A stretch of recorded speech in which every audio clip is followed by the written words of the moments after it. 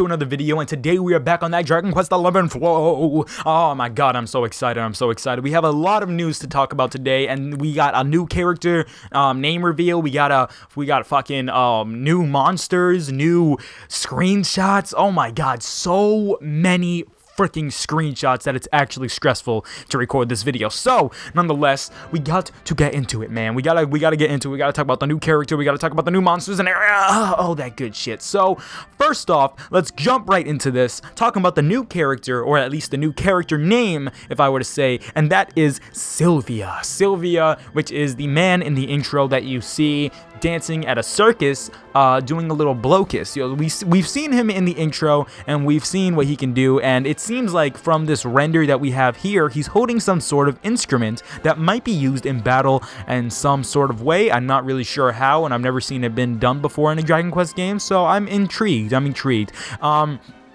His little quote that it says on the Famitsu, or not Famitsu, hello, the Weekly Shonen Jump page for this update, it said, "It is my mission to make the people of the world smile." So, that has me assume that, that's why he's dancing at a circus. That's why he likes to entertain people. That's why it's his profession. If you look at his attire, he looks like a jester of some sort. Not like a full-on jester, but, that's what he looks like to some extent. So that's really cool.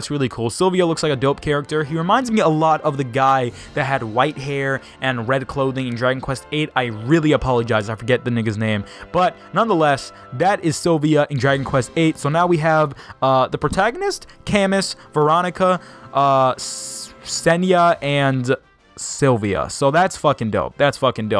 Let us move on from the characters, because we have to go over all these motherfucking screenshots, my guy. Okay, here we go. First thing we're going to talk about regarding the screenshots are the screenshots regarding the towns. The towns in the game. By the way, I'm going to be reading an article which has these screenshots and stuff in them, and the article has little things next to them. So I'm going to, if you ever hear me reciting something, that's me reciting a little article that is connected to the screenshot. So here we go. Towns are places where welcome, information, and convenient facilities gather. Many people live in towns, and there are shops and convenient facilities. Listen to the people in town to gather information, buy equipment and items to ready yourself for your journey, and set off to your destination. Towns and villages have various cultures and natural features. Okay. Nothing really to elaborate on there. By the way, you're going to be seeing screenshots regarding the PS4 version and the 3DS version. The low rendered photos are the 3DS version, so just bear with me when it comes to that. I'm not going to identify them individually on the video. You will know when it's a 3DS version, and you will know when it's a PS4 version. Nimk. Okay, so next we have some more of the town screenshots, and the little caption next to it says, "There are bustling, lively towns where many people live as well." Okay, and those I like when Dragon Quest has that. It adds atmosphere to the game, and it adds livelihood. It makes you feel like you're immersed within it. So I like that a lot.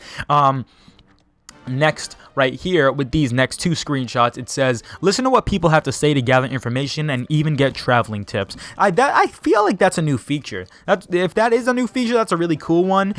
Because I like, maybe they tell you how to get to certain parts. Maybe they tell you how to get to secret dungeons and stuff. And you're probably thinking, dungeons? What the fuck? Oh, there are dungeons, my friend. But we'll go over that later in the video. So those are the things when it comes to regarding traveling tips, when it comes to talking to people in the towns. And then, speaking of talking to people in the towns, we also have something right here that says, "You'll be able to hear the voices of nearby people in the form of thought bubbles." That's really cool. I like that. So I don't think you actually have to go up and talk to them. I think they'll just have thought bubbles over their head as you walk by them. So that's really cool. If they're already happy, maybe the thought bubbles just signify that person can give you a quest or something, or maybe they're upset about something. Actually, it does say they're upset about something. Let's look at the next screenshot right here, and it says, "For this one, easily spot those with troubles by the purple bubble that appears in the text box." Okay, it's a little confusing since the purple bubble is smiling, but nonetheless, that's really cool. I don't understand, because the blue bubble in the first PS4 screenshot looks like it's not smiling, at least from you're seeing a full picture of it. I'm seeing a minimized picture of it, so maybe it is smiling. Okay, yeah, no, it is smiling. Okay, never mind, never mind. They're both smiling. I'm dumb. Let's move on.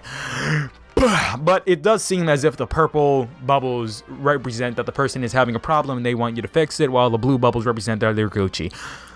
Anyways, let's move on to the next screenshots regarding what we all already know. If you ever played Dragon Quest, you already know this stuff. This is old schmanchy panchy stuff. Weapon shops, inns, item shops, and churches make up some of the convenient facilities you can access in town. Alright, so for those of you that don't know what the weapon shops and stuff are, weapon shops, as you can see from this screenshot right here, weapon shops, you can buy the weapons, simple as that. Any guy that looks like that, any person with that type of helmet and is just like a muscle ass dude looking like Arnold Schwarzenegger, that's what that is. Those are weapon shops, and you can buy weapons there and upgrade your shit for all your characters. Then from this next screenshot that you're looking at as a 3DS screen and has that lady with the red clothing on, that is an inn, and at inns you can sleep overnight in the game, so you can go to bed and wake up next morning, so you don't have to fight monsters at night and you don't have to deal with that shit. So that's what that is. Then these are the item shops. Item shops give you medicinal herbs, antidotal herbs. I think I can't remember the name, but I believe they're called chimera wings, which teleport you to another spot of the map that you've been before. So that's really cool. It saves a lot of time. You don't have to walk or anything. But in this game, there are horses. So you know, I might just ride the horse. Like I'm just saying. But the map's pretty big, so I'm probably going to use the chimera wings at some point. Anyways, the next screenshot and the last screenshot regarding the inns and weapon shops is the church one. This is the church screenshot, and as of now, I know that you save your game at the church, and you can resurrect your dead characters if they ever died in battle. You can lift them of curses, yada yada yada. But mainly, you can do confessions, and confessions save your game. So that's one thing I really don't like about Dragon Quest, having to go back to a fucking church and save your game. That's really annoying. But anyways, that's what you do. I hope you don't have to do that in Dragon Quest 11. If you do, okay, fine. Maybe that's part of the challenge. But nonetheless, it's still fucking annoying. And I think anyone who plays Dragon Quest can fucking agree.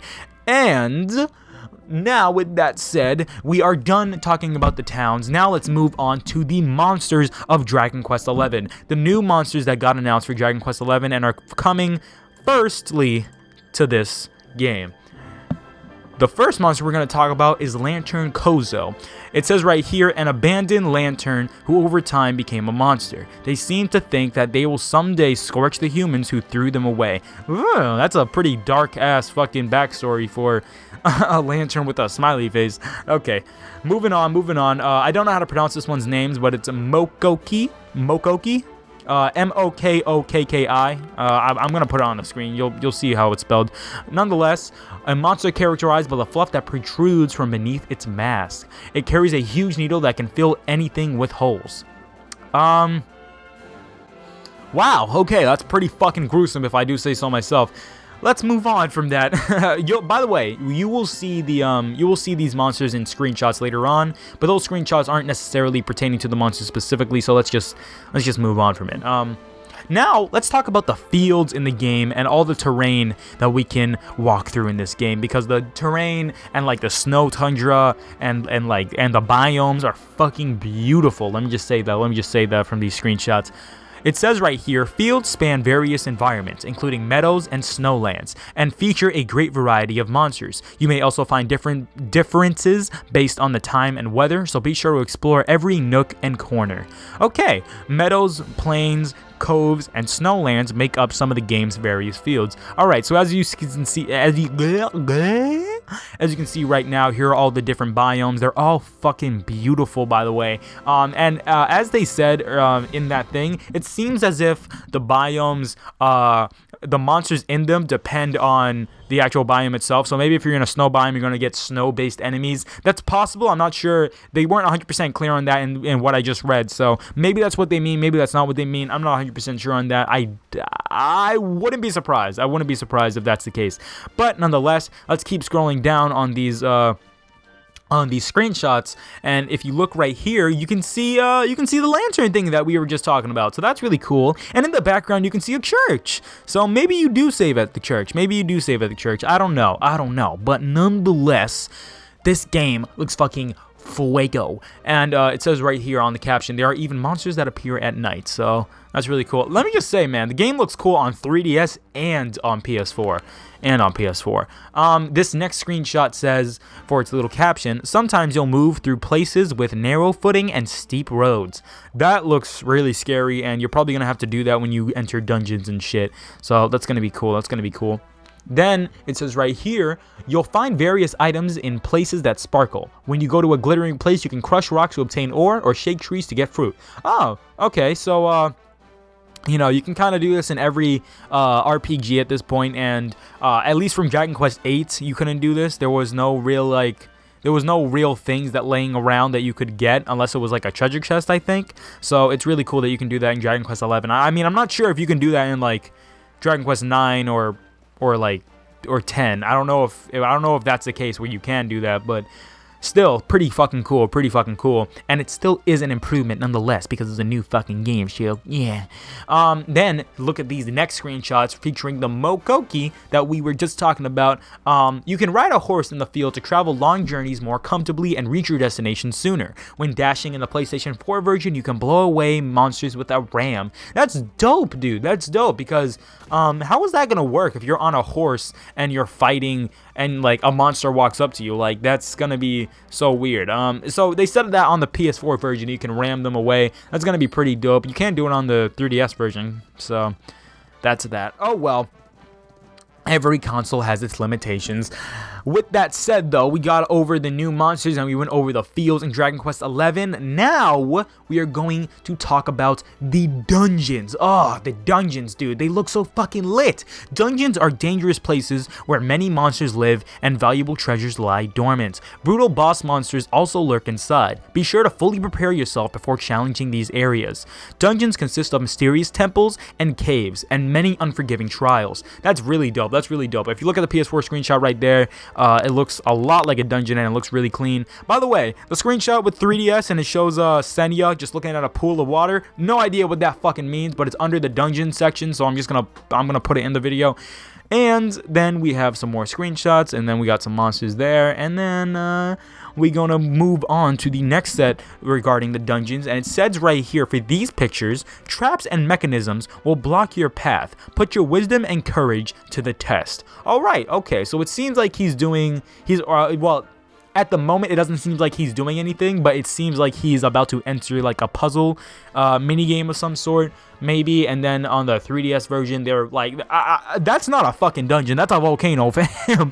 Camus is about to walk in the lava, I swear. Well, not lava, fire, but you get my drift. And then we're going to scroll down, and it says right here, does treasure await you or something else? Well, I see a shit ton of treasure in front of my face, so I'm going to assume treasure awaits me, fam. And then we got under that, with the 3DS screenshot, watch out for pitfalls and other traps. Okay, well, I can see that with the whole pitfall thing under the dude. Are you going to die immediately from that, or do you like go to another location? I would assume you die immediately from that. Okay, with that said, we are done with the dungeons. That was a little short section, but nonetheless, it was a lot of screenshots, and oh my god, so many screenshots. We're almost done, guys. We're almost done, sadly. And we have one more thing to talk about, and that thing is the camping system in the game. It says right here, in the field, you can sometimes find the remains of bonfires, which are where the protagonist and company can set up camp. At camp, players can... Okay, someone's calling my phone. That's fucking great. At camp, players can write in their adventure log and rest and recover HP. It is a valuable resting point on long journeys. At camp, you can check up on the variety of your party and your next destination. And a traveling merchant will even visit. That's really cool. So at camp, it seems like you can check in with your squad. You can be like, "What's up, guys? How you doing? How you holding up?" Make more interactions with your friends and your entire group. Talk to them emotionally, get attached to them, and then have one of them die at the end of the game. Oh man, that's probably what's gonna happen. I wouldn't be surprised. But let's scroll down right here. Look at those screenshots of the protagonist talking to Camus, and then the protagonist trying to buy something from the shop. Pretty dope. I like that. So that is everything you need to know about Dragon Quest XI in search of departed time for this video. We went over a lot of stuff regarding the whole gameplay aspect of Dragon Quest XI. Well, not necessarily the gameplay, but more like the open world and what you do in the world of Dragon Quest XI. So that's really cool. We went over the towns. We went over what you do in the towns when it comes to talking to people and buying stuff and sleeping at inns and saving your game. We went over the new monsters, which is the Lantern Kozo and the Moko Key, and we went over how the fields look in the game, which is pretty fucking dope if you ask me. We went over all the different biomes, monsters popping up at nighttime specifically, that you can get like ore and fruit from like the open world, and you don't have to buy that shit necessarily every single time or kill a monster necessarily to get that stuff. You can ride a horse in the game. You can ride a fucking horse, which is gonna be awesome.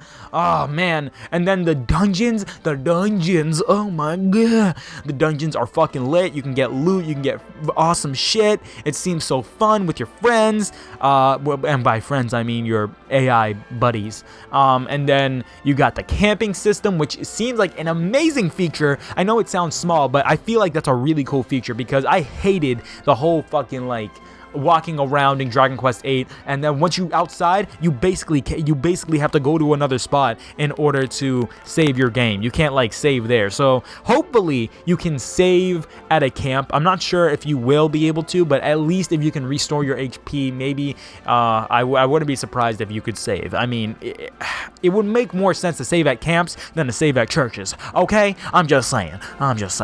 Anyways, guys, that is what I have to say when it comes to Dragon Quest XI. My name is LEG. I hope you guys enjoyed this video. I know I did. I hope you guys want to see more of that Dragon Quest XI in search of departed time news. And if you want to see more of that shit, please click the like button down below and subscribe to my channel for more of that good stuff. Tell me in the comments down below how you felt about this news and how you feel about Dragon Quest XI in search of departed time. My name is LEG, and I cannot wait to see you all later. Deuces.